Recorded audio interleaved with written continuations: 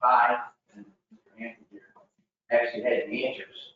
Candidly, I wouldn't be sitting here if I had one of those big boats cruising out the big waters. But the reality of it is, what we're going to talk about is a pretty serious thing, and we're hopefully going to sit here and work together to try to find ways to come up with solutions to solve the problem. I guess the question would be this. I'd like to take a poll. We're going to take a poll several times throughout the course. Question would be is, so how many work for manufacturing? Love it when nobody ever raises me. It really does change. Who works for ISO? In-house? Is it somebody I didn't call? Anybody work for something different than call? Students? Boys. Sorry? Boys. Oh, so boy, awesome. Okay. So regardless of what entity you're in, how many people are short of people? Yeah, that's difficult to find. So this is a quick little thing. How many people are in this industry? Anybody know? 10,000. How many? 10,000. Yeah. All right. So let me just tell you guys something. You hear me because I'm really loud. I got some stupid ass, excuse my French. I got something going on that's screwing up my hearing. I can't believe so. Please speak up. I'm not trying to be obnoxious. I just can't hear the crap. 10,000 is a good guess. Anybody want to guess? That's not the right answer. You're at least 75% short. We run somewhere around 45 to 50,000 individuals in this industry. That makes up OEMs, ISOs, and in-house, as well as independent others, right? Whether you're by yourself or whether you're an independent service organization that works on just, say, imaging equipment or dental equipment or lab equipment, it doesn't matter, whatever the case is, we're about 45 to 50,000. Anybody want to guess in the next 3 to 4 years, how many of us, and I can almost include myself in this, how many of us won't be here in 3 to 5 years based on primarily time? Anybody know? Anybody guess? 15,000. How many? Yeah, well, it's actually going to be somewhere in the neighborhood of about 8,000 to 10,000. So that's pretty significant, right? I mean, where are we going to get these people from? So you know, little tidbit. Anybody know how many schools there are that actually offer biomedical engineering, biomedical technology? You got a hand up? Yeah, well, it's a little more than that, but not many. As a matter of fact, I actually, the gentleman back there, he probably could tell us how he's involved with the school. And I actually just got put on the board of a school in Texas, just outside of Dallas. It's starting off brand new. And so there are some, but in the last 2 years, 27 schools have closed. 27 schools on this program. And even at that, about 15 to 20 students graduated from those schools a year. And if you do the math, if 8,000 are going to be gone in 3 years or so, and you're bringing in 200 to 300, I'm not the quickest man. The balance isn't there, right? So we got to find. So, hence the conversation a while back to come in and see if I couldn't figure out ways to help us out. And that's how this whole thing started. And while Mr. Hampton and I are going to give you our opinion and our perspective, we are truly asking you guys to be engaged and help us out and try to find things that we think might help us along the way. Is that cool? So you can see George and I, today's November 8th, so far I'm doing all right. All right. I was doing all right. I'm not doing all right now. Let me see if maybe that might have something to do with it. All right, a little bit, just 5 second info, a little bit about TK, Tech Knowledge Associates. Who's ever heard of us before? 1, 2, 3, 4. So that's pretty good actually, because like a year and a half ago when I started the company, I can tell you that there wouldn't have been any. I'm really glad to tell you guys. We're working hard to be recognized. We got an awesome group. Matter of fact, there are 2 lovely gentlemen in the back, Mr. Bill, Mr. Gus. I'm wave your hands, show us who you are. As well as George and myself. One of the things I would tell you is I work for most of the ISO organizations. One of the things I love about TK is we're authentic, we're real, and we deliver on what we say. I'm very happy about that. services, we outsource clinical engineering programs, and we offer things like disinfecting equipment as well as RTLS systems. Combine it, check this out. That's my 5-minute. All right. By show of hands, I'm going to go through one time. Let's see where you guys fall. Baby boomers. 1, 2, 3, 4, 5, 6. Gen X. 1, 2, 3, 4, 5, 6, 7, 8, 9, 10. Millennials. 1, 2, 3, 4, 5, 6, 6.5. Okay. You must be running in the bus. All right. Gen Zs. All right. So the reality of it is, we're going to talk through this. We're going to talk about what it is. We have some anecdotal stories we're going to share, and we're really hoping that you guys can help us. Because what we got to keep focused on is in the next 3 to 5 years, in complete candor, we as an industry are going to be in some deep stuff. There's a lot of stuff that's going on. Tomorrow, I'm not plugging it by any stretch of the imagination. Tomorrow, I actually do another presentation where I'm talking about what's going on with the FDA and right to repair. You guys don't know about that. You might want to swing by. It's some pretty serious threat. Between the fact that we're losing 20% of our industry and the fact that we might not even be able to service medical equipment in the next couple of years, it really could have an impact on every single person sitting in this room. Because if nobody raised your hand and said they were okay, which means everybody in this room will be impacted. Honestly. If I want for all those things that we're going to talk about. George, anything you want to add in regards to this? Well, why don't you come up here and help me figure out what we're just going to tag team. And again, please make sure you guys give some feedback. It's good to talk to you guys. So it was interesting to see. We're glad we have a diversity of age groups in the room because clearly it's nice to get the opinion of the people that we're thinking of, the people that we're trying to recruit, we're trying to attract. What's my qualifications around this talk? Been in the business my whole life. I started it right out of high school. I have 3 millennials and a Gen X, a Gen Z in my household. So I have 4 kids. So that doesn't mean necessarily that they're in the industry. They're not industry, but they're not for some reason. But it's something that for us to solve because we really do have a problem coming up. And I think part of it is that we're not doing a good job positioning ourselves to be successful in recruiting these individuals. So, real quickly, these are the generations. We don't have any traditionalists in the room. Those are your parents or grandparents, depending on your age group. These are some pretty generic sort of ideas about what they like. It's hard for me to read. Traditionalists they're hierarchical. So in other words, it's like the boss. You stay at a job your whole life. You get the gold watch. The stuff that you used to see on TV. You're watching the shows, Big Man Type Show, or whatever. That's what the traditionalists were. So very, very high, very, very high level of engagement in their jobs and a loyalty to the employer for sure. Baby boomers not too much far off that. I'm just barely a baby boomer, but we're looking for some other things. And the one thing I want you to keep in mind as we talk about this is the traditionalists raise baby boomers. The baby boomers raise, Gen Xers and Gen X raise. We contribute to the next generation. So lest anybody think that we're just standing here and wring our hands. What's up with those crazy kids? I mean, we're the ones raising. So I think a byproduct of somebody being a traditionalist and the way they think of themselves as an employee with an employee relationship creates this sort of vision. And I know for a fact, this is a really, really good business to be. And if I try to get my kids to get into it, and shockingly, they have no interest whatsoever. And they're kind of, pushing a road in a lot of ways for some of the stuff, the career things that they're looking for.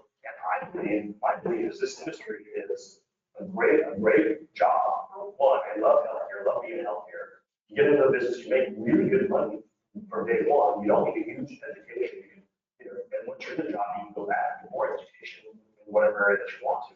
It's really, really a great career. I'm a very, very big cheerleader for this industry. And it's been shocking how much my kids have not really had any interest in doing what I do. They're just doing what they're doing. That's fine. That's their business. Then you get the Gen X's, those are the people that are going to be around a little bit longer than me and Dave. Because Dave was talking about what's going to happen in the next 5 years. You know, probably your more mature techs, you know, people that are more down the road, that your BMT grades, your imaging people, you know, they have a lot going on similar to what the millennials. We kind of caught them, I think, right at the point. Our industry, if you look at Gen X's, you know, we were moving along pretty well. Hired Gen X's, and then sort of we got this fall off. That leads us into what we're working with, what they're looking for, you know, different. So if we're going to get them, we're going to know how to lead them, and that means providing a workplace that is, you know, that is likely, someplace they want to be, because, you know, I don't know, some of you that are employers, it costs a lot to keep bringing people in. So when we get them in, we want to keep them. And getting them, as Dave said, neither of us are experts in this because we're all suffering with people. There are some proclivities that Gen X's millennials have that make it difficult to keep them.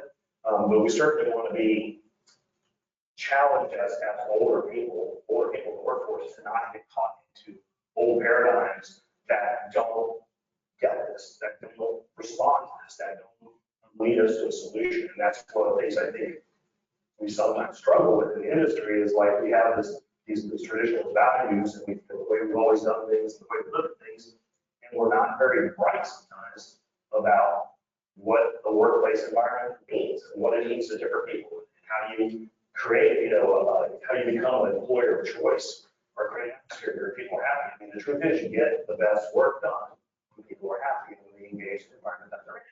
So we have to be prepared to say, okay, I'm probably not on top of this. Okay, I'm probably not very good at this. Or even step back and say, I'm trying to do that. Maybe I'm not. You know, maybe ask for some feedback. Maybe go to one of these your millennials and say, hey, you know, Boomer, you know, or whatever. That's a joke. Okay, Boomer. Like just go to say, okay, Boomer, tell me how I can be better. Tell me what I'm not doing right. Tell me what I need to do to attract some of your friends or people that are trickling into the IT industry or whatever else. What we're losing these people that have a technical, you know, sort of mentality, we're losing them too. Because as Dave mentioned, technical schools are closed like crazy. And at some point, I mean, even now we're going to talk about that too. We've got to stop that. Because we're not going to have low people at one. So what is the millennial in its essence? The millennial is somebody born between 1980 and 1996. Now, if you look at it, they're going to get variations in that data. I don't know where those variations come from. It might come from the industrial way of looking at age groups, but you'll see differences. What's different about them? They're more likely to switch jobs. Now, I worked for the same employer for almost 30 years. And I started working with them when I was in school. Really, really young.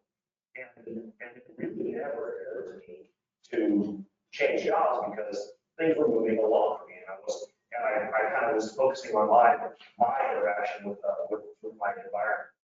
But millennials, they have an issue also. And you know, in this room, there's probably a pretty good variety of people who might have stayed in a job for a long time like me, or they moved around a lot. And as you know, moving around can help you climb the ladder faster, but then there's other things that you lose in that process as well. You might lose, you know, having a single retirement account. You might lose whatever tenure it means to gets you in the industry. You might lose, you know, your position in the shop, you know, or whatever you're working for. There are reasons why staying is beneficial, but there are benefits to moving as well. And millennials are definitely able to do that. 60%, if you engage 60% of those millennials in the workforce, they are basically looking for a job right now. So again, that first concept we talked about, that being a workplace of choice, we kind of have to do that if we're going to keep them. And the bigger challenge we have is our shops are so similar, our shop environments are so similar that they literally can go across the street and get a very similar job, maybe make a little more money. So they're not, if we don't work individually to build this kind of workplaces of choice or that atmosphere, there's really no reason for them not to walk across the street and get a job with somebody else. This is a bold statement. When I was doing some research on this, basically they say they're the least engaged generation in the workplace. Well, what is engagement? What does engagement mean to you guys? If you have a technician, you say, that guy's engaged, what does that mean to you? Focused? Any other ideas? Yeah, that's, both right, and that's kind of where my head is. What I look for in a technician, when we talk about engagement is, we want them to work into the culture of the environment that they're in, or the place that they're at. In my history, I've seen how that benefits me as an employer, probably more than it is what it is. Healthcare people are very special people, so I'm very, very proud to be a black worker, and I really love healthcare because of the people that are in healthcare. And hospitals is an interesting place for sure, but it's because of the people. And if you have a technician who's engaged, they will become. And even though we're an ISO, when we open a shop in a location, what we ask our technician to do is become invisible from a cultural standpoint inside of it. So in other words, if they wear green scrubs, you wear green scrubs. You know, if they celebrate Halloween and dress up for Halloween, as we have children's hospitals, please dress up and celebrate Halloween. Become a part of their culture, because that really is the juice that it's a hospital together. Otherwise, I really don't think a lot of healthcare professionals would be there, considering how difficult the job is, especially right now, and how not really measuring the difficulties of the job, especially during. And you guys, some of you for sure are married to nurses, because a lot of us married or somebody else in the healthcare environment. They're coming home with bruises on their face, masks, all the things they do. And what we have found is the best way for us to achieve success in the environment shops, to encourage them to become engaged in the culture that they're in. And we really, really want that. Unfortunately, when you have 60% of your workforce who are more than willing to job, they don't really have that pushing, right?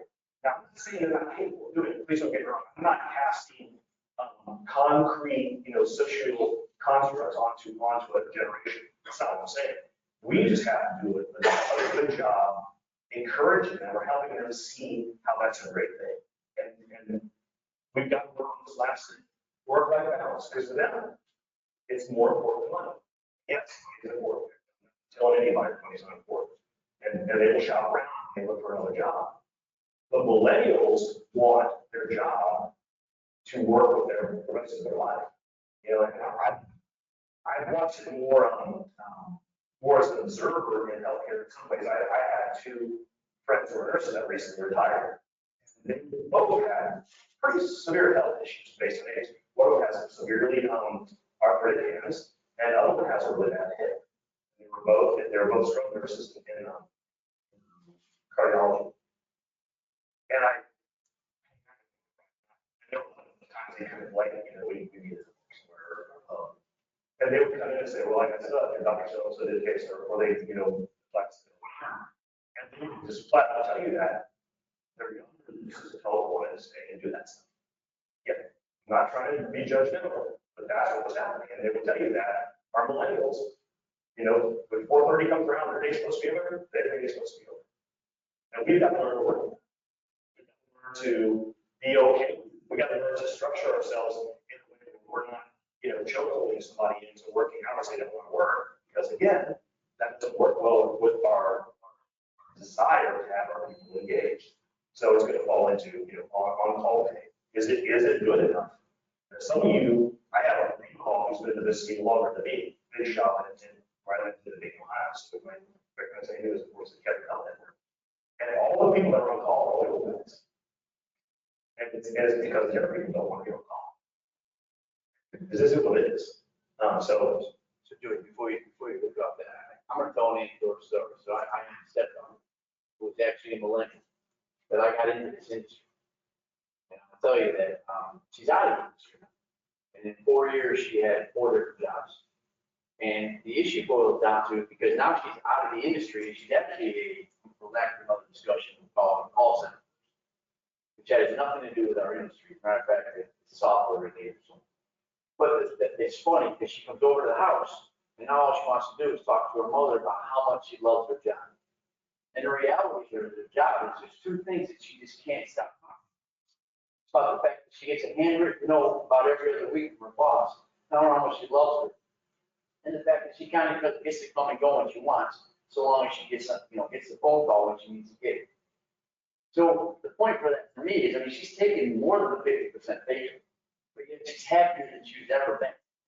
So for me, it's what I'm starting to learn through the process is I watch how this goes on, and I've got 8 family relatives that are in this industry, and they range from young up to myself and old part. And it's amazing if we have family gatherings and we talk, and hopefully I'll share some of this in the next hour. But it's amazing to hear what motivates people. And I think that's the thing that I want to take away from this. It's around finding out what is the motivator, regardless of what category you fall in. And these are just directional, right? There's not 100% of anybody. I mean, I'm a boomer, and yet I've had 5 or 6 jobs myself. But it's always because I've been trying to advance myself. At the end of the day, like I said, last night we were sitting around some friend's house, and there were 3 millennials that were there all going to college, and we were talking, we were having a discussion. And it's without exaggeration, it's all about motivation. It's about what is it that's important. When I was growing up, although the paycheck was important, what was important to me was knowing that I was making my boss happy, and that I was growing, and that I was working towards the next step, and that I was getting feedback to that. And that when I want, because I've been willing to work as many hours as it took, every once in a while I want to do something, as long as they say go do it, then that was important. That I didn't have to necessarily use vacation time to go spend the afternoon doing something else. And so that's what motivated me. And by doing that, I would stay with an organization that understood that. So I guess what I'm trying to say is for those of us that supervise, for those of us that look to hire, for those of us that are trying to figure out what can we do to start bringing people in, try to sit across the table, understand some of what we're talking about, figure out what is the motivator for this person, and see if that isn't something that you're going to be able to do to give them, to keep them wanting to come to work with you. So, and I would ask that. I mean, so those of you that raised your hand and said it was millennials, am I off base? What's your feedback? What do you think about what it takes to do that? Yes, sir. Well, I just want to bring up the fact that I talked about how like 20% of the workforce is leaving, right? Then all these tech schools are starting to go too. Does that mean for like our generation, like millennials, that our job value is going to go way up, right? There's only 10% of really good technicians out there. Doesn't that value of that job was not here to? We're definitely going to address that in one of the slides, but to me, it can't hurt. Like, again, I get back to my son. I had 3 sons, and I'm like, they're doing their own thing. So I got, again, what you're seeing me do right now as a parent is what we're not doing as important, because I'm accidentally and unintentionally assigning motivation and mentality ideas to what my kids don't do, or when I ask them to do something, how they don't do it, right? And unfortunately, I'm much better at work than I am at home, because I won't home, so you're going to play any issue. You got babies, you can do this, you can do that. And they're not listening, okay? So then I'll cross credit. Like, I'm not going to be able to do that at work. It's not, it's harder at work. But yes, I think that is something you should take away. But what I hope you do is, and you said yourself employed, right? I would hope that you start to reach out to your friends. And obviously you're doing well. There's a lot of people that are, and I would just start reaching out to your friends. And don't let it forget. We'll have a slide where we'll talk about alternative entry points. We're going to talk about that coming up, because that's going to be a situation. Yes, sir. Yeah. Can you teach someone to love work? This is what we. Yeah. A different generation. We love working. Some of us, and others that use work it's just a job. It's work, but to love work, what we do, and that's why those guys are on call, because they love work. Yeah. They love what they do. They engage. They're always learning. They're always progressing themselves here. Now, I have kids too, and I have the same issue. I have a son that's coming up now, and I'm trying to get him into the business. There is a disconnect there, and I'm trying to get him to understand that loving work, I can't really teach that. Yeah. I don't know why. I'm going to bounce right to you. I'm going to say this to you sincerely. You're not going to be the one to teach them that. It's going to be somebody else. I'll talk about me. What are you going to say? I'm going to be interested too. So my answer to that would be, again, you're likely not going to get this person to love work, right? Because work is considered, for whatever reason, I'm gathering in this connotation that that's something that they're not really interested in. Because what I would say to you is, you gotta find what it is that hits their hotline, that now it's not working anymore. It's about doing something that they feel good about, that's giving them an output, that's helping them get motivated, that then it generates. That's what I mean, like, You gotta decide, you can't. It's- My 6-year-old grandkid yesterday playing baseball. To us, it's a joke to see 6-year-old kids trying to play baseball. But if you tell them to just run down the field, it's not there. But if you help them understand what the bigger picture is and the place that they're playing in, and the value that they're bringing for the rest of the team, and that they're, valued as being part of the whole thing, and they become part of something, then all of a sudden they have a whole different mindset. So I'm not sure that for some, the point is, you've got to figure out what it is that your son sees that is going to be something that he wants to do this because it just makes him feel. And that's why, it'll probably be another individual, which is not so bad. Well, to his point too, it's not getting to like know the individual. Like, remember, right here at work, that's a lot of time you spend with people around you, your environment, everything. Just spend more time working than you will sleeping in your own house. So getting to know the individual, right, versus like just looking at the job, I think that's right. If you look at like, for instance, like maybe you want to share some similarities. Like maybe he wants to learn how to play an instrument. You do know how to play an instrument, right? And you get on to that level. Now the job doesn't become just getting work done. The job comes to the bond you share with that person and showing that person like, yo, let me show you how I can do this, right? Versa, I'm sharing them on multiple levels. Again, I'm spending 8 hours a day, probably 300 something plus days a year with these people. Work, after my mom, how do we know each other? Yeah, I agree. My level of work, I worked for a couple years in the industry and had a really kind of bad, it was just not a pleasant work environment.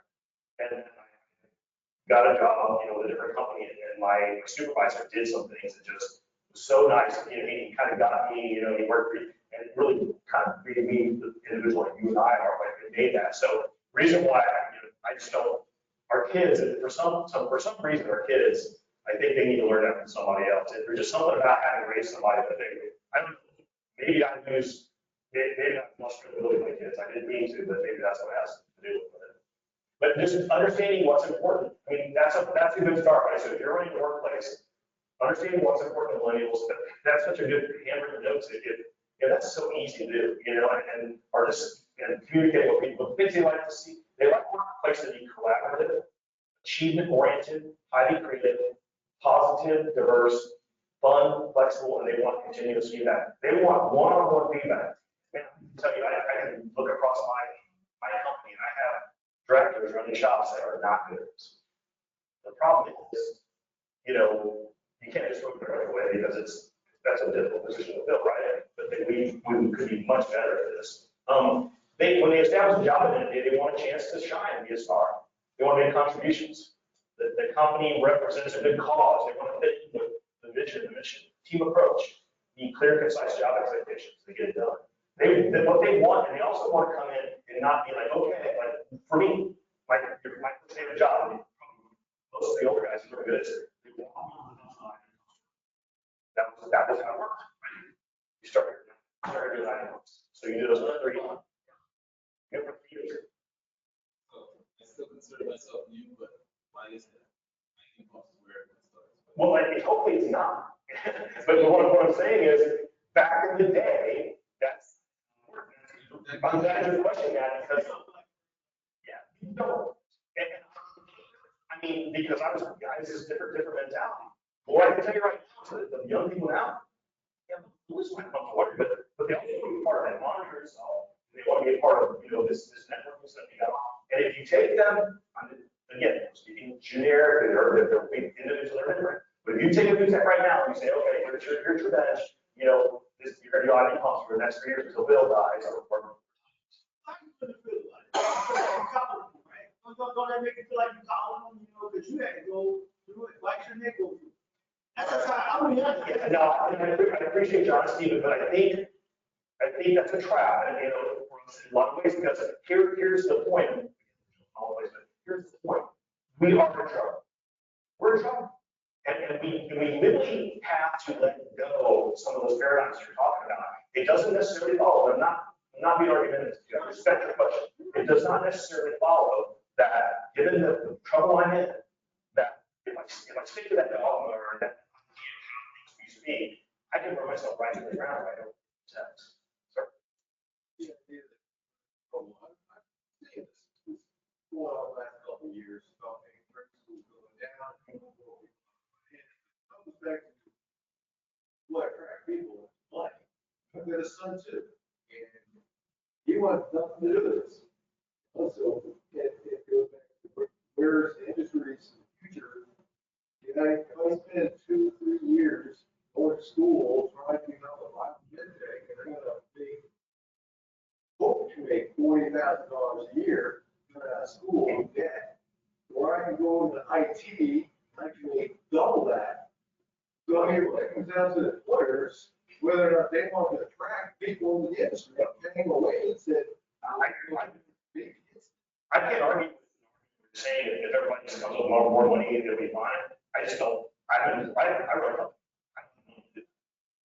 I mean, maybe it's different in some other, and I know hospitals, but I don't have the money to buy people's desire to work. I gotta find a solution.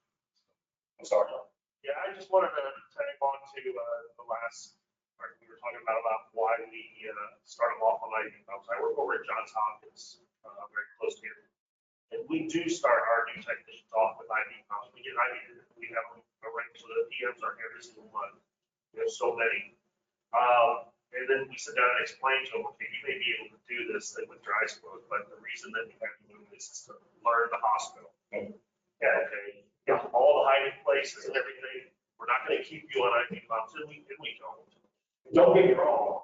To me, central sterile is one of the most important parts of the hospital. If you have a technician that's really good at that, likes doing it, and takes it seriously, you can do anything very good, great at. What I'm telling you is that we're moving into generations that they want to be more active, they want to spread themselves out more across job, be more collaborative. That's what the science and the psychology is telling us. I think maybe it's because we consider, some of us in the old guard consider this kind of right past. Absolutely. I know, guys. I mean, you're all struggling with the same thing, because one of us are looking at us like, prove yourself. Cut your teeth on this. Yeah, cut your teeth on this, don't break. yeah, this slide kind of details some stuff. Traditional practices in the workplace that don't work well, starting positions, daily workloads include the low-end equipment, training opportunities that are prioritized by tenure, lack of daily feedback from leadership, assigning special projects to senior technicians only, dividing the shop into special areas, monitoring with you, we do it. So from my perspective, what you're doing is, it's simple, right? But the cool thing about it is, well, I don't know if you're doing this, but what you said, and I think is what makes a difference if you are, is the fact that you're helping them understand that you're doing this because of what it's going to do for you down the road. And you're buying into it, you're giving them a development plan, right? Yeah, explain to them the reason why, why. It's all about the why. So you're gonna have to go into every other hospital, it's gonna give you exposure you wouldn't get otherwise. You're gonna find high places that you wouldn't do if you're only doing, bedside monitoring. So, I mean, if you give them all that, you help them understand all that, I think it helps them get a little more comfortable and wrap their head around it. I think that goes into having daily contact and not thinking the way we thought was, right? Can you speak more about the daily feedback from leadership? Yeah, I mean, what that looks like to me, and my guys will laugh, I'm overly social. So when I go to the shop, I sit and just stop and talk to everybody, that's something I really like to do. People like listen to what they have to say. Yeah, shop life, I'm not in it. But just talking to them in the mornings, I mean, some people do huddles, I know that's really hard to pull off, but I think it's a really good idea. Everybody gets together in the morning for 5 minutes and just what's going on. But I think as a leader, just having them when we walk and say, what's your day looking like? What are your challenges today? Thank you for your just being, see, some of us overnight, we internally build that self-esteem, right? But these people are they get text all day long. They're on Facebook, they're on Instagram. Hey, look, you're asking to hurt. Aren't these kids that constantly in that part? Yeah, so do you find yourself being a cheerleader? I mean, that's not the wrong term, but a little more substance than that. Because you can't back it up with whether you're sincere, it's just gonna, they're not gonna care. Again, these are people who live their lives out in the open all the time. And they do appreciation. So, the only thing I would say too is my perspective is around the, I think one of the things that they do value, I mean, even last night, I was having a conversation with my daughter, my nephew, what they do appreciate is experience. So what I'm getting at is, so when you ask them how their day was, and they tell you, well, I went upstairs and Nurse Sally just, and you just said, oh, I'm sorry, I didn't walk away. Whereas if you can say, listen, you know what, when I was 10 years ago, when I was in your role and that happened, here's what I learned through that process. Here's what I won't do again. Here's what I might do differently next time. And you sit there and you show them that you've gone from where they were to where you are, and they see that as progression path. I think there's value in that. So for me, the conversation is about grounding and giving them some credence and some validity to what's going on, and that they're not different, so they're not looking for something else. So to me, that's the value in that grounding conversation. I just want to bring up a quick thought. You go to like other industries, like the tech industry, or some great up with younger people, they do, they're called stand-ups. And they're, except in the morning, 15 minutes each, everyone goes around, a couple minutes, really get stuck on it, and it really helps people like us that get distracted on all kinds of things. To be like, okay, so this is what I got going on, and this guy's, doesn't have this, he needs help, yada, yada, yada. But I mean, it's something It's that. good feedback. We have to compete. That's what we're doing. I was with an in-house program at my time for a couple of years, and one of the things they did running speakers. And if anybody's ever done speakers. Super. They focus a lot on opposite party thinking. And they essentially call it the cheerleading effective leadership. So when we were technicians, we used to have a monitor shop. And literally, they would put a list of every technician, and they would show where their PM rating. And through peer pressure, we all wanted to succeed, because that was not something that we wanted to do. Today, kids see that as a failure, I'm going, and they quit. And they quit both mentally as well as physically. And so you can still put the monitor on, but the question becomes is how you present these things, right? So how do we help each other now? How do we get together collectively as a group and still get the PMs done and still make it so that, we're all being supported? Because what happens is, you don't also want to get it so that Bob always doesn't come in because everybody's going to do it next month, right? So the others have to put some pressure on Bob and be like, you know what, I need to be part of this team too.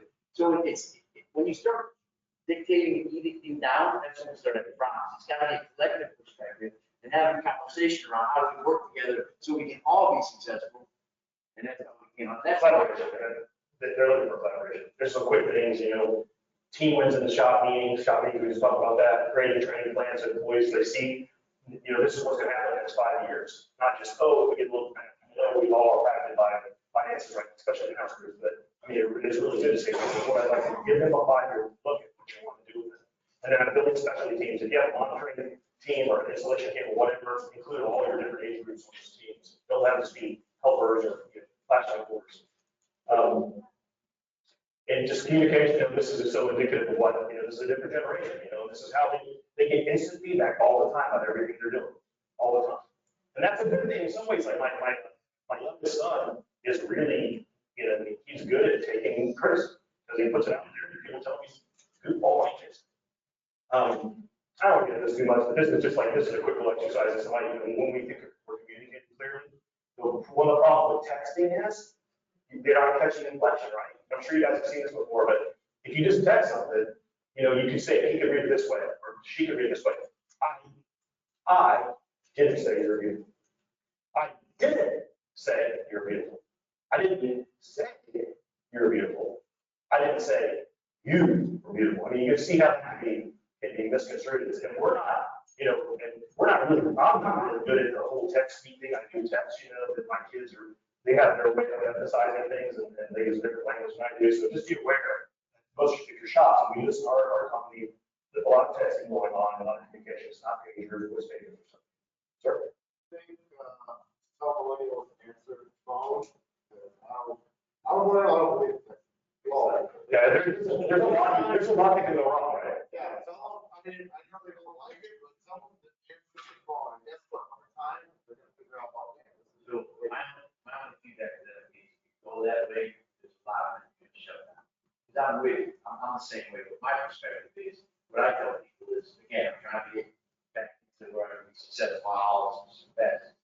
not that I don't want to get text, send me text that's information. You know, be here at this time. Somebody's looking for you, call this number. If you're gonna send anything that's emotional, pick up the phone. Because I'm gonna tell you now, and this is what I tell them, if you send me an email or a text, and it's got emotion, I guarantee you, no questions asked, I will take it to the lowest common denominator. I will assume the absolute worst, so that I'm protecting mine and your ass. Because I got to figure out what that is. So that's my perspective. So as soon as they hear that, they usually like, all right. Texting is definitely dangerous, and especially if you're good at it, being good at things. This is something I want to hit real quick. This is near and dear to my heart. There was a study that came out of Harvard School of Psychology, or Harvard Business School, sorry, Harvard Business School. The psychologists were involved. And what they did was they took these people who were expert guitar players, and they gave them a novice guitar player. They said, teach this person how to play guitar. And to the person, they were horrible. They were horrible. So then they said, okay, take the next week, you're a right-handed guitar player, just the experts. Now, learn how to play your guitar left-handed. And they went through that whole week struggle to learn how to play their guitar left-handed. And they gave them another set of beginners and found out that they became better teachers. So they called this the trap of expertise. And what I mean by this is, our tradition is to take a young technician and throw them into an older technician.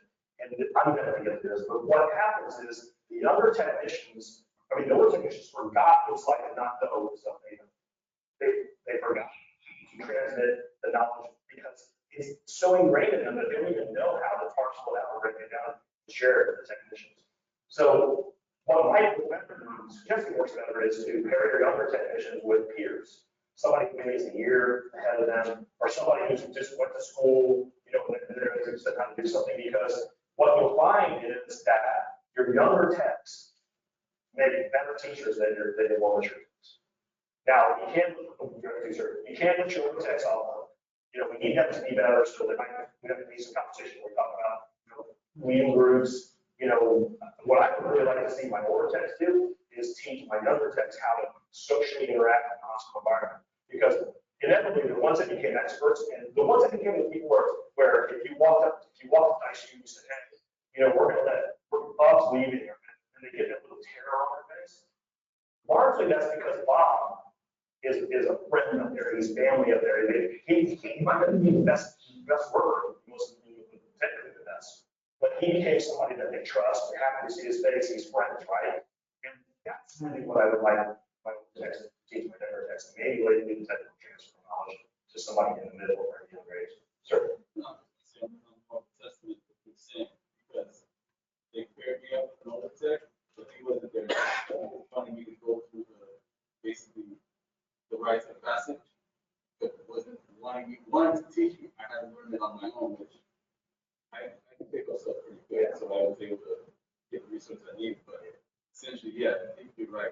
Somebody that just went to school is a better teacher for the next level, because it's fresh in their mind, and it also helps them refresh what they learned as well by showing someone. And we're all, the fact that you're here, you're investing in your career, etc., we're not the kind of people that will go, well, that's how they did this meeting, I'm gonna do it to them. You clearly saw it was wrong, or it didn't work well for you. We're not gonna do that. We're learning from that. One thing I always say, I deal with people first and then put them in second. Yeah, there's actually somebody's doing a course, I think tomorrow, I'm gonna check that out. That's remarkable. Unfortunately, that's kind of unusual that a lot of people they're technical people, they have a technical understanding, they love machines, but the best techs, the best things are ones that are better people. So it is. And so keep that in mind. We start talking about some other concepts of other entry points, what I just said. Keep that in mind. This, I just doing something to be funny. You guys have heard this book. Thomas Harper wrote this book back in 1967. It revolutionized our country. I'm a boomer, so I'm old enough to remember this book. And you'll hear it as a joke in movies. Okay, you're okay. But it's true. Basically, what they're trying to teach people to do is say, look, this is you, that's them. They're not you, so it's okay if you're you, it's okay if they're them. You're going to fall somewhere in the first act, right? You're going to fall somewhere where you're going to say, either I'm not okay and you are okay, so you're self-deprecating in that, or you're both okay. You're going to fall somewhere in this range when you're dealing with new people, Gen X's or Millennials, Gen Y's coming up. And the ideal situation is to be the kind of person to say, okay, treat the interaction as problem solving perspective. Like I said, I'm better at work than at home. If I apply half the tolerance and the restraint at work, I would be just the problem with that, but I just don't. I need to work to be in this top right quadrant of the square because, they are. And me over that is not going to change the fact that they're different. So I just did it there because I thought it was kind of yeah, change is the only concept. That's a statement that's probably overused. But they do have, they're bring very good things to the HTM environment. We have a passion for learning. I know, I watched this in my shops. I ran a shop for 16 years, and I had a training. My techs, and we were good. We had a good training budget. We were blessed. My techs were training. They started getting more people like, we're in school for training. Radiation therapy procedures, you got trained on radiation therapy procedures, you could be gone for 4 weeks. CTs were the same way back then. You could be gone for 4 or 5 weeks. And I CT school, I'll be 5 weeks. So it's, people have different perspectives. These young people, they have a passion for learning. They're going to challenge your status quo. So don't take it. They're good. I'm going to listen to these kids. I'm going to listen to what they have to say. I'm going to listen to these young people. They're intuitive with technology. Is that right? Give your grandson, we got a bunch of grandkids, give them a cell phone. 6 months old, they know how to swipe, and they're doing all kinds of great stuff on the cell phone because it's basically they're intuitive, especially IT and the internet. Because I thought I'm looking up that this is escapes me. If somebody threw me back in the shop right now to carry a toolkit, I have a lot of them because I got to the point I can understand IP addresses now important than something. Now we're these young people bring an intuitive understanding of IT things. And really, I believe we need to push into that part in our industry instead of doing that. We go to the wall kind of thing, anything past the wall is ITs or whatever. We should challenge that a little bit. Maybe we have more specialists in the IT range because I've never had much luck when things get past the wall. I'm upset about that. They place importance on tasks that they do rather than the time it takes to do it. So understand that. So you might think they're fast workers. Doesn't mean they're lazy. I mean, they go get the work done, they do it right, and then they want to come back and chit chat or whatever. Don't be against that in the shop. And they're like academic history. Just like we have. And we have to be good leaders. That's hard. If you build it, they will come. There's a lot of talk. They'll come. But here's what happens if they were in trouble. We have a key workforce, they have already detailed that. There's greater technician, there's greater competition in technicians. I will say this about any reservation, I don't care who's in the room. What we do is way more interesting than this other stuff. It's way more interesting than being an IT guy running around, telling people which other computer going on. Our industry is wonderful. If you're a technical minded person, I cannot think of a better thing to be doing. In hospitals, people are being healed. You're a part of hospital, the best people in the world. You're working with equipment. You're just right below aerospace, what you're working on. That is amazing. Our field is amazing. I would recommend it to anyone. I'm sure you do. You have to understand. If you want to go, again, if you're a technical person, you can go do other things and you can get some great money, but this is a rewarding field. Rewarding. I'm telling you. Here's the part we were talking about earlier is, help. I mean, my hospital's lost over some of our clients over the course of the thing lost millions and millions and millions and millions of dollars. And you're going to struggle. They're going to struggle with what's the first thing they cut? People, yeah, but training budgets is the first thing they cut. They start cutting people, you're really in trouble because, and you try to convince me, you go in front of the CFO, then you go, you take them because he's cutting nurses. You have to get cut too, right? They want you to be a part of the team. You do want to be a part of the team. But what they don't understand, you got to get good at explaining this. What they don't understand is when you take away my ability to save you money. It's just as simple as that. It's like them walking downstairs and say, hey, open your toolkit up, and they start taking your tools out. Tell us your tools, maybe 4 or 5 tools. We're going to cut that. And they don't understand that they're putting this work out. You got to call them vendors because you can't get stuff done. You got to get good at explaining that benchmark work. We're here to talk about that. Benchmark is important. We can help you with that. you know, we do consulting too. We will come and try to take over your shop, take over your hospital. We do consulting as well. We can show you how to build reports and talk to your CFOs to save your jobs and save your outsource. We can help you. Just a little bit. Here's what we're doing, right? Northern California. I live in Ohio. Our cost to living index score for Ohio, based on what things cost in the country, what people get paid in the country, is about 0.85. So we're less than great place to live, by the way. Anybody live there will. I have a chain of shops in Northern California. Their coefficient is 2.85. They're almost 3 times the cost of living there. A nice house in Dayton, Ohio is $100,000. A nice house in Northern California is $150,000. And that's ranch, right? So we can't get good technicians like they're fully trained on technicians. So what we started doing was we started looking for attitude, and then we're training attitude. So remember we were talking about, you know, we're talking about what was like can't sit, they like where they're at, you know, they're a nice person, they don't talk to people. That kid you met Lowe's or Home Depot, and you might go there, man, you know, would you like to get into this industry? We bring it. We give them the basis of what they need to do, what they need to accomplish. They'll come at the same price point as an AMT. And then we help them move towards AMT. We've done it. We've taken our admin assistants and turned them into clinical engineers. And I'm telling you, it has been incredibly successful for us because we got what you were talking about. We ended up with people that were good people to get one, and then train them how to do clinical engineering stuff. And it's been hugely successful. Hugely successful. This is controversial. You know, you might struggle getting whoever you report to give you the okay to do this, but this is our future. It's working.